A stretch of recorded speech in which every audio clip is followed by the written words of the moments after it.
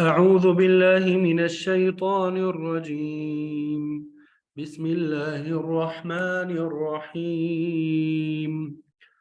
ثم بعثنا من بعدهم موسى بآياتنا إلى فرعون وملئه فظلموا بها فانظر كيف كان عاقبة المفسدين. وقال موسى يا فرعون إني رسول من رب العالمين حقيق على ألا أقول على الله إلا الحق قد جئتكم ببينة من ربكم فأرسل معي بني إسرائيل. قال إن كنت جئت بآية فأت بها إن كنت من الصادقين. فألقى عصاه فإذا هي ثعبان مبين ونزع يده فإذا هي بيضاء للناظرين. صدق الله العظيم.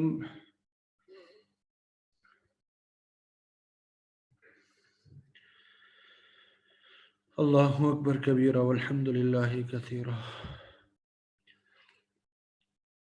ابھی آپ کے سامنے سورہ اعراف آیت نمبر 103 سے آیت نمبر 108 تک تلاوت کی سعادت حاصل ہوئی۔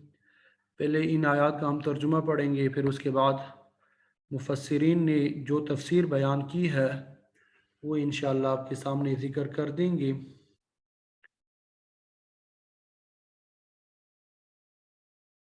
ثم بعثنا، ثم پھر، بعثنا ہم نے بھیجا، ہم نے مبعوث کیا، من بعدہم، من کا معنی ہوتا ہے سے بعد، پیچھے، اس کے بعد، ہم ان کے بعد، پھر ہم نے بھیجا ان کے پیچھے سے یعنی ان کے بعد۔ کس کو بھیجا؟ موسیٰ علیہ السلام کو۔ مبعوث کیا ہم نے موسیٰ علیہ السلام کو ان کے بعد۔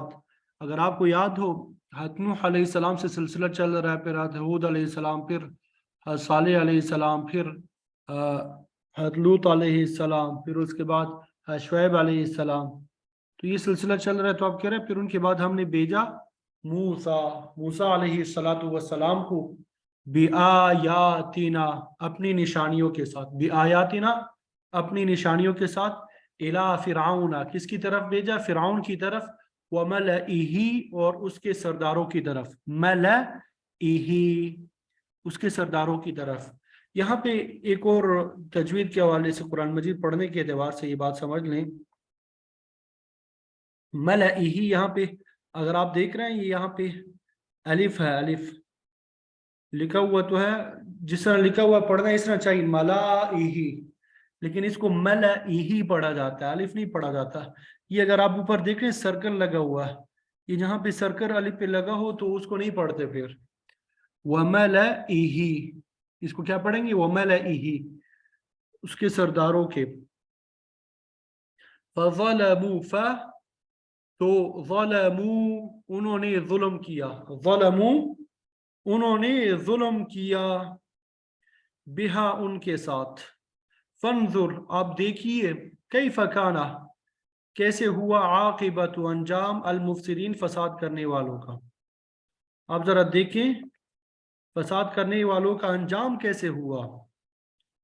تو ان کے بعد ہم نے موسیٰ علیہ السلام کو اپنی نشانیاں دیکھ کے فرعون اور اس کے سرداروں کی طرف بھیجا، تو انہوں نے اس کے ساتھ ناانصافی کی، ظلم کیا۔ تو آپ دیکھ لیجئے فساد پھیلانے والوں کا انجام کیا ہوا۔ وقال موسیٰ، اور موسیٰ نے کہا، یا فرعون، اے فرعون، انی رسول، بے شک میں پیغمبر ہوں، من رب العالمین، تمام جہان والوں کے پالنے والے کی طرف سے، رب العالمین کی طرف سے میں کیا ہوں؟ پیغمبر ہوں، ان کا پیغمبر ہوں۔ حقیق، حق رکھتا ہوں علی پر ان یہ کہ لا اقولا میں نہ کہوں لا اقولا میں نہ کہوں علی اللہ اللہ تعالیٰ پر الا الحق مگر حق بات، یعنی میں صرف اسی بات کا حق رکھتا ہوں کہ اللہ تعالیٰ کے متعلق حق کے علاوہ کوئی بات نہ کہوں، کچھ نہ کہوں۔ قد جئتکم تحقیق جئتو جاء یجیء کا معنی ہوتا ہے آنا، لیکن جب اس کے بعد با آ جائے تو اس کا معنی ہوتا ہے لانا، تو یہاں پہ با آ گئی بے بینۃ بھی، تو ہم کریں گے میں لایا ہوں، جئتو میں لایا ہوں، کم تمہارے پاس، بے بینۃ واضح دلیل، من ربکم تمہارے رب کی طرف سے، من ربکم تمہارے رب کی طرف سے، فارسل تو آپ بھیج دیجئے معیہ میرے ساتھ، بنی اسرائیل کو۔ حضرت موسیٰ علیہ السلام فرعون سے کہہ رہے ہیں کہ میں تمہارے پاس تمہارے رب کی طرف سے واضح دلیل لے کے آیا ہوں، اس لیے بنی اسرائیل کو میرے ساتھ آپ بھیج دیں، بنی اسرائیل کو کیا کریں، میرے ساتھ بھیج دیں۔ قال کہا ان کنتا اگر تو ہے، جئتا اگر تو لایا ہے، بیایت کوئی نشانی،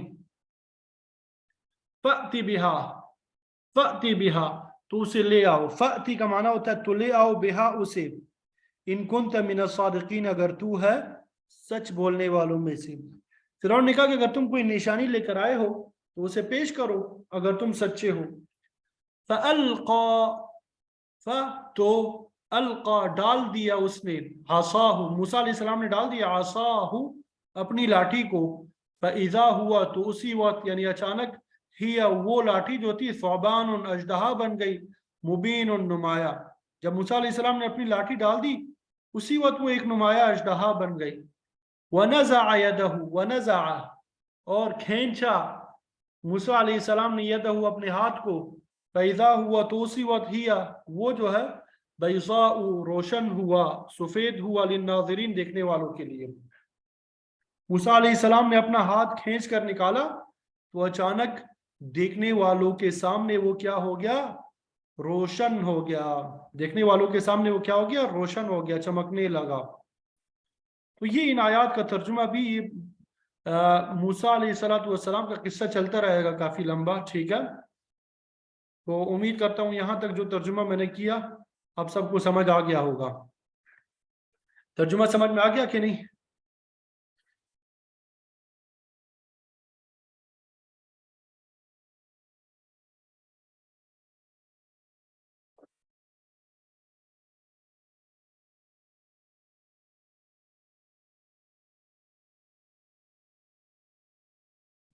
تو اس سے پہلے اللہ رب العزت نے 5 انبیاء علیہ السلام اور ان کی قوموں کا حال بیان کر کے آپ صلی اللہ علیہ وسلم اور آپ کے پیروی کرنے والوں کو جرأت دلائی، تسلی دی کہ ان قوموں کا حال اپنے سامنے رکھو اور تبلیغ دین کے لیے تیار رہو، تبلیغ دین کے لیے کیا رہو، تیار رہو، مستعد ہو جاؤ۔ پھر اللہ تعالیٰ نے درمیان میں اقوام عالم کی عمومی ذہنیت کا ذکر کیا اور اللہ تعالیٰ کی وہ سنت اور دستور بیان کیا جس کے تحت نافرمانوں کو سزا ملتی ہے، اطاعت کرنے والوں کو کامیابی نصیب ہوتی ہے۔ تو اب یہاں سے حضرت موسیٰ علیہ السلام کا ذکر شروع ہو رہا ہے، جن کی طرف آپ کو مبعوث کیا گیا، ان کا بھی ذکر ہے۔ تو یہ کافی لمبے دورانیہ تک ان کا سلسلہ چلتا رہے گا، ان کا تذکرہ چلتا رہے گا۔ نوح علیہ السلام سے لے کے ابراہیم علیہ السلام تک جو دور تھا اسے صابی دور کہتے ہیں، صابی، صاد الف صا با یا صابی۔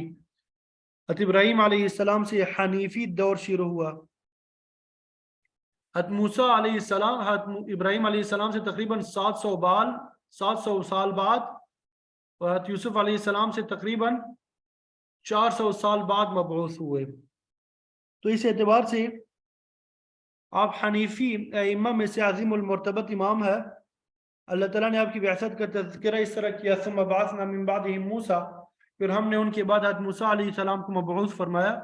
ان سے مراد وہ 5 انبیاء علیہ السلام اور ان کی اقوام ہے جن کا ذکر تبلیغ رسالت کے ضمن میں آ چکا ہے۔ حضرت موسیٰ علیہ السلام کو بھیجا بھی آیاتنا، اپنی نشانیاں دے کے۔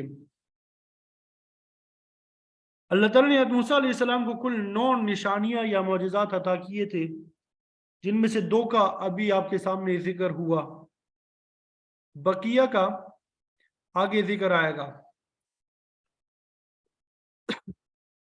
فرمایا کہ ہم نے موسیٰ علیہ السلام کو واضح نشانیوں کے ساتھ بھیجا الی فرعون و ملئہ، فرعون اور اس کے سربراہوں کے پاس۔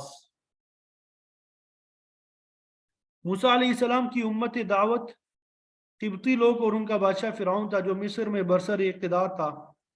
موسیٰ علیہ السلام کی امت میں ان کی اپنی قوم بنی اسرائیل بھی تھی، جو کہ آپ کو ماننے والی امت اجابت تھی۔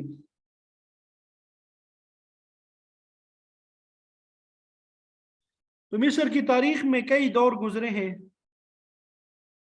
وہاں تقریباً 1600 سال تک فراعین کو عروج حاصل رہا۔ مصر میں 4 تاریخی ادوار گزرنے کے بعد 5واں دور مسلمانوں کا آیا، جب صحابہ کرام کے زمانے میں مصر فتح ہوا۔ اب یہ جو لفظ فرعون ہے، اس کے مادہ اشتقاق میں مفسرین کا اختلاف ہے۔ بعض فرماتے ہیں کہ فرعون تفرع سے مشتق ہے، جس کا معنی تکبر کرنا ہے۔ چونکہ فرعون بڑا مغرور اور متکبر آدمی تھا، تو وہ اس نام سے مشہور ہوا۔ تفسیر حقانی میں فرعون کا مادہ اشتقاق فروعن بتایا گیا، اور مصری زبان میں اس کا معنی بڑا بادشاہ ہے۔ فرعون اپنے آپ کو بڑا رب یعنی انا ربکم الاعلی کہتا تھا، اس لیے یہ فرعون کے نام سے موسوم ہوا۔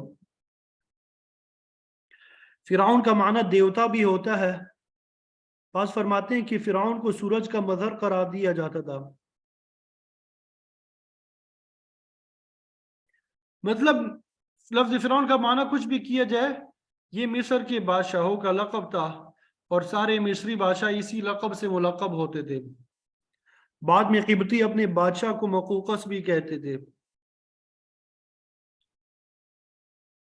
اس قسم کے جو شاہانہ القاب ہے دنیا کے بقیہ حصوں میں بھی رائج ہے، پائے جاتے ہیں۔ ہندوستان میں بادشاہ کو راجہ کہا جاتا تھا، چین میں خاقان، ایران کے بادشاہ کو کسرا کہتے تھے، اور رومی اپنے بادشاہ کو قیصر کہتے تھے۔ تو بہرحال مصر کے بادشاہ کا اصل نام مصعب ابن ریان تھا۔ بعض کہتے ہیں موسیٰ علیہ السلام نے 2 مختلف بادشاہوں کا زمانہ پایا، یعنی آپ کی پرورش کرنے والا فرعون اور تھا اور غرق ہونے والا دوسرا۔ لیکن مشہور یہی ہے کہ مصعب ابن ریان یا اعمسیس، اس طرح ایک لفظ ہے، اسی کے زمانے میں آپ تھے۔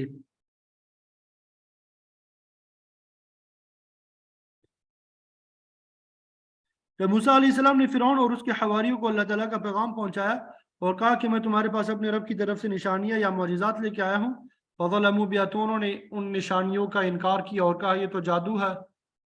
ظلم کا عام فہم معنی زیادتی ہے، اور اس سے مراد شرک اور کفر ہے۔ ظلم عدل کے مقابلے میں ناانصافی کے لیے بھی بولا جاتا ہے، اور اس کے علاوہ قتل، حق تلفی، فتنہ، فساد، سب ظلم کی تعریف میں آتے ہیں۔ تو یہاں پر ظلم سے مراد انکار ہے، یعنی فرعون اور اس کے سرداروں نے موسیٰ علیہ السلام کی لائے ہوئے معجزات کو تسلیم کرنے سے انکار کر دیا۔ تو فرمایا فانظر کیف کان عاقبۃ المفسدین، دیکھو فساد کرنے والوں کا کیسا انجام ہوا۔ تو انبیاء علیہ السلام اللہ تعالیٰ کے سفیر ہوتے ہیں، وہ انسانیت کے خیرخواہ ہوتے ہیں، ان کے لیے نمونہ ہوتے ہیں۔ وہ ایمان، تقوی اور نیک اعمال کی طرف دعوت دیتے ہیں۔ ظاہر ہے کہ جو شخص ان انبیاء کا انکار کرتا ہے، ان کی لائے ہوئے معجزات کو جھٹلاتا ہے، ان کو ایذا پہنچاتا ہے، اس سے بڑھ کر فسادی کون ہو سکتا ہے؟ ایسے لوگوں کا انجام وہی ہوتا ہے جو فرعون اور اس کی قوم کا ہوا۔ اسی لیے اللہ تعالیٰ نے فرمایا دیکھو فساد کرنے والوں کا کیا انجام ہوا۔ حضرت موسیٰ علیہ السلام نے فرعون کو اس طرح دعوت پیش کی، وقال موسیٰ یا فرعون انی رسول من رب العالمین، اے فرعون میں تمام جہانوں کے پروردگار کی طرف سے رسول بنا کے بھیجا گیا ہوں۔ دوسرے مقام پہ حضرت موسیٰ اور ہارون علیہ السلام دونوں کا ذکر آتا ہے. اللہ تعالیٰ نے دونوں کو فرعون کی طرف بھیجا اور فرمایا خوف مت کھاؤ، میں تمہارے ساتھ ہوں. فقولا ان رسول ربک، انہوں نے کہا ہم دونوں تیرے رب کے رسول ہیں. تو یہاں پر صرف موسیٰ علیہ السلام کا ذکر ہے. انہوں نے فرعون سے اپنا تعارف کرا کہ یہ بھی فرمایا حقیق علی اللہ اقول علی اللہ الا الحق، کہ میں اس بات کا سزاوار ہوں کہ اللہ تعالیٰ پر حق کے علاوہ کچھ نہ کہوں. حقیق حق کے مادے سے ہے اور اس کا معنی ہوتا ہے ثابت ہونا یا قائم ہونا. تو اسی اعتبار سے شیخ الہند رحمۃ اللہ علیہ نے اس آیت کا ترجمہ کیا میں قائم ہوں اس بات پر کہ اللہ کے بارے میں وہی بات کہوں جو سچی ہے اور کوئی غلط بات اللہ تعالیٰ کی طرف منسوب نہ کروں. جھوٹی بات منسوب کرنا یہ تو کذاب کا کام ہوتا ہے. اللہ تعالیٰ کی طرف جھوٹی بات منسوب کرنا یہ کس کا کام ہوتا ہے؟ کذاب کا کام ہوتا ہے. اللہ کا نبی سچا ہوتا ہے، وہ کبھی جھوٹی بات بیان نہیں کرتا. موسیٰ علیہ السلام نے فرعون سے کہا میں اس بات کے لائق ہوں کہ اللہ تعالیٰ پہ حق کے علاوہ کچھ نہ کہوں. آپ نے یہ بھی فرمایا قد جئتکم ببینۃ من ربکم، میں تمہارے پاس تمہارے رب کی طرف سے واضح نشانی لے کر آیا ہوں. اس نشانی سے دین، شریعت، ایمان، معجزہ وغیرہ مراد ہے.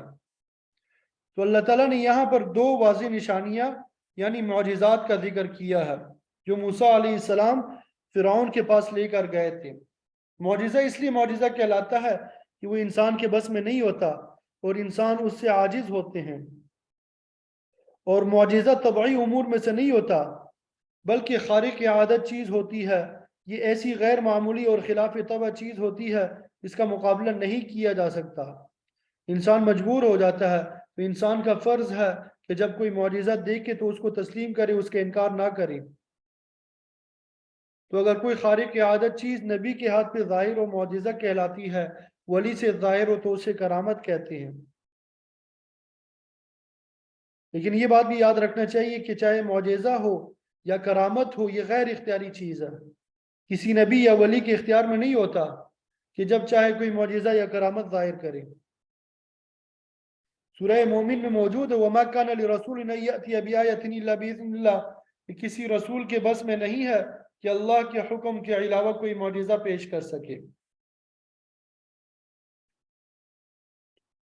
شاہ ولی اللہ محدث دہلوی رحمۃ اللہ علیہ فرماتے ہیں کہ اکثر لوگ نبی یا ولی کے ہاتھ پہ معجزہ یا کرامت دیکھ کے اسے ان کا ذاتی فعل سمجھتے ہیں اور اس طرح وہ شرک میں مبتلا ہو جاتے ہیں. حالانکہ معجزہ یا کرامت اللہ تعالیٰ کا فعل ہوتا ہے جو وہ نبی یا ولی کے ہاتھ پہ ظاہر کر کے ان کو عزت بخشتا ہے. نصارہ اسی مقام پہ آ کے گمراہ ہو گئے. انہوں نے عیسیٰ علیہ السلام کے معجزات دیکھے تو ان کے متعلق الوہیت کا عقیدہ قائم کر لیا اور اس طرح شرک میں مبتلا ہو گئے. حضرت موسیٰ علیہ السلام نے سب سے پہلے اپنا تعارف بحیثیت رسول کرایا اور پھر کہا کہ میں اللہ تعالیٰ کے متعلق صرف حق بات کہنے پہ مامور ہوں، اور پھر بتایا کہ میں اللہ تعالیٰ کی طرف سے نشانیاں لے کر آیا ہوں. اس کے بعد چوتھے نمبر پہ آپ نے اپنا مدعا بیان کیا اور فرعون سے فرمایا فارسی معی بنی اسرائیل، تو بھیج دے میرے ساتھ بنی اسرائیل کو، انہیں اپنی غلامی سے نکال دے تاکہ میں ان کو مصر سے ان کی اصل وطن شام اور فلسطین لے جاؤں. کیونکہ حضرت یوسف علیہ السلام کا اصل وطن تو فلسطین تھا، لیکن مصر پہنچ کر اللہ تعالیٰ نے آپ کو اقتدار بخشا. اس زمانے میں آپ کے خاندان کے 70 یا 72 افراد تھے جنہیں یوسف علیہ السلام سے تعلق کی بنا پر بڑی عزت حاصل تھی. لیکن آپ کے بعد وہاں کے مقامی قبطی لوگ ہی برسر اقتدار آئے. انہوں نے آہستہ آہستہ بنی اسرائیلیوں کو غلام بنا لیا اور انہیں سخت تکالیف میں مبتلا کر دیا، اور اس دوران کئی صدیاں گزر گئی، ان کی تعداد بڑھتی رہی. چنانچہ جب موسیٰ علیہ السلام ان کو لے کر راتوں رات مصر سے نکلے تو اس وقت تک ان کی تعداد 6,70,000 افراد تک پہنچ چکی تھی. اصلاً یہ لوگ موحد تھے اور مصر کے مقامی لوگ مشرک تھے. تو مذہبی اختلاف کی بنا پر بھی بنی اسرائیل قبطیوں کے مظالم کا شکار ہوئے. اور دوسری بات یہ بھی ہوئی کہ کسی نجومی نے فرعون کو اس وہم میں مبتلا کر دیا کہ بنی اسرائیل میں ایک ایسا شخص پیدا ہونے والا ہے جو تیری سلطنت کے زوال کا باعث ہوگا. تو فرعون نے اسرائیلی بچوں کو ہلاک کرنے کا منصوبہ بنا لیا. دیکھ قرآن مجید کی آیات میں آتا ہے, سورہ بقرہ میں بھی ہم پڑھ چکے ہیں, وَإِذْ نَجَّيْنَاكُم مِّنْ آلِ فِرْعَوْنَ يَسُومُونَكُمْ سُوءَ الْعَذَابِ يُذَبِّحُونَ أَبْنَاءَكُمْ, وہ تمہارے بیٹوں کو ذبح کرتا تھا. وَيَسْتَحْيُونَ نِسَاءَكُمْ, تمہاری بچیوں کو زندہ رکھتے تھے. تو موسیٰ علیہ السلام نے فرعون سے بنی اسرائیل کی آزادی کا مطالبہ کیا, کیونکہ غلامی جو ہے یہ غیر فطری چیز ہے. اللہ تعالیٰ نے غلامی کا مسئلہ سورہ نحل میں سمجھا دیا, عبدا مملوکا لا یقدر علی شیء, یعنی غلام آدمی کسی چیز کا مالک نہیں ہوتا. اگر وہ کوئی مال چھوڑ کے مر جائے تو یہ اس کے کسی وارث کو نہیں ملتا, بلکہ یہ اس کے آقا کی ملکیت ہوتا ہے, کیونکہ وہ آقا کے تابع ہوتا ہے. اسی لیے شریعت کا یہ مسئلہ بھی ہے, اگر غلام اپنے آقا کے ساتھ سفر پہ جائے تو قیام یا سفر کے لیے غلام کی اپنی کوئی نیت نہیں ہوتی, بلکہ جو نیت آقا کی ہوتی ہے غلام پر بھی اس کا اطلاق ہوتا ہے. اگر آقا نے کسی جگہ 15 دن یا اس سے زیادہ رہنے کی نیت کر لی تو غلام کی بھی وہی نیت شمار ہوگی اور اسے پوری نماز پڑھنی ہوگی. اسی طرح اگر آقا کسی مقام پہ مسافر ہے تو غلام بھی مسافر سمجھا جائے گا. یہ بالکل اسی طرح جس طرح بیوی کی نیت اپنے خاوند کے تابع ہوتی ہے. جہاں خاوند نے قیام کی نیت کی بیوی بھی مقیم سمجھی جائے گی, اور جہاں خاوند نے سفر کی نیت کی بیوی بھی مسافر ہوگی. تو بہرحال غلامی جو ہے یہ ایک غیر فطری چیز ہے. اللہ تعالیٰ نے انسان کو آزاد پیدا کیا, بالخصوص غلاموں کے ساتھ غیر انسانی سلوک کرنا, ان کی طاقت سے زیادہ مشقت لینا, خوراک لباس وغیرہ مناسب نہ دینا, یہ ظلم کی بات ہے. تو قدیم زمانے میں پوری دنیا میں غلامی کا رواج پایا جاتا تھا. تو جس وقت قرآن مجید کا نزول ہو رہا تھا اس وقت غلامی کا رواج عام تھا, اور اس وقت اکثر کاروبار غلاموں کے سر پہ تھا, اس لیے اس نظام کو یکسر ختم کر دینا ممکن نہیں تھا. ایسا کرنے سے پورے معاشی نظام کی الٹ پلٹ ہو جانے کا خطرہ تھا. تو آپ صلی اللہ علیہ وسلم نے اس نظام میں اصلاح کا اہتمام کیا. آپ نے فرمایا ان غلاموں کو حقیر مت سمجھو, یہ تمہاری انسانی بھائی ہے, اللہ تعالیٰ نے کسی وجہ سے انہیں تمہارے ہاتھ میں دے دیا ہے, ان کو ویسا ہی کھلاؤ جیسا کہ خود کھاتے ہو, ان کو ویسا ہی پہناؤ جیسا خود پہنتے ہو, ان سے استطاعت سے زیادہ کام مت لو. اگر کسی مشقت کے کام میں لگاؤ تو خود بھی ان کے ساتھ تعاون کرو اور ان پر کسی قسم کا ظلم نہ کرو.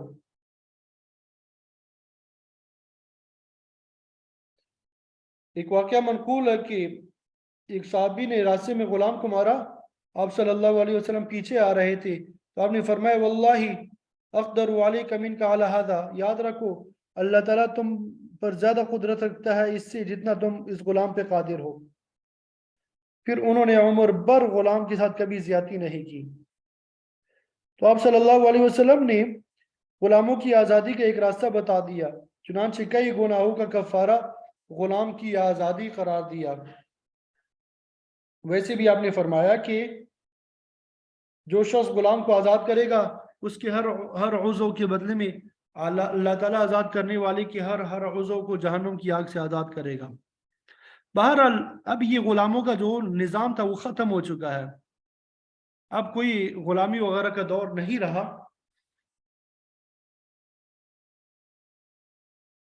بعد موسیٰ علیہ السلام نے فرعون سے کہا کہ بنی اسرائیل کو غلامی سے آزاد کر کے میرے ساتھ روانہ کر دو تاکہ میں انہیں گندے ماحول سے نکال کر لے جاؤں. بعد موسیٰ علیہ السلام نے فرعون کو معجزات کی پیشکش کر چکے تھے, تو فرعون نے کہا اگر آپ کوئی نشانی یا معجزہ لائے ہیں فأتی بہا ان کنتم من الصادقین, تو ذرا دکھا دیں مجھے اگر اپنی دعوے میں سچے ہیں. تو موسیٰ علیہ السلام نے اپنی لاٹھی کو ڈالا, یہ ان کا پہلا معجزہ تھا. فَإِذَا هِيَ ثُعْبَانٌ مُّبِينٌ, تو وہ اچانک بڑا اژدہا بن گیا. یہاں پہ ثعبان کا لفظ آیا ہے, اور بعض دوسرے مقامات پہ جان یعنی چھوٹے سانپ کا ذکر آتا ہے. تو لاٹھی کا سانپ بننا یہ کئی مواقع پہ پیش آیا. حضرت موسیٰ علیہ السلام کا عصا کبھی بڑا اژدہا بن جاتا تھا, کبھی چھوٹا.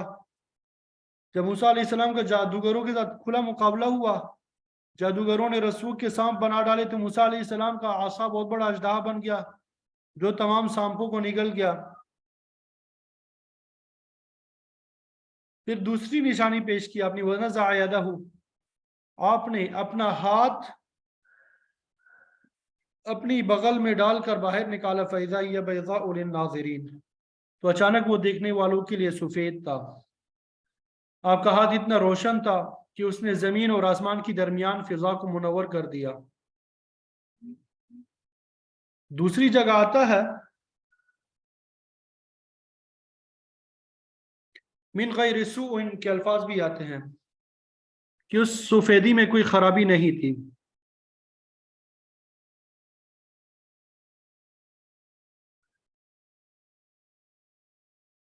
بعض اوقات برش کی بیماری کی وجہ سے انسانی جسم کے بعض حصے سفید ہو جاتے ہیں، ایسا نہیں تھا، بلکہ آپ کے ہاتھ میں نورانیت تھی، وہ سورج کی طرح چمکتا تھا۔ تو یہاں پر اجمالی طور پہ دو معجزات کا ذکر ہے جو اللہ تعالیٰ نے حضرت موسیٰ علیہ السلام کو عطا فرمائے۔ پھر آگے کئی رکوع میں یہ تفصیل آ رہی ہے مزید۔ قال الملأ من قوم فرعون ان هذا لساحر علیم، کل انشاءاللہ اسے پڑھیں گے۔ اللہ تعالیٰ ہم سب کو عمل کی توفیق عطا فرمائے۔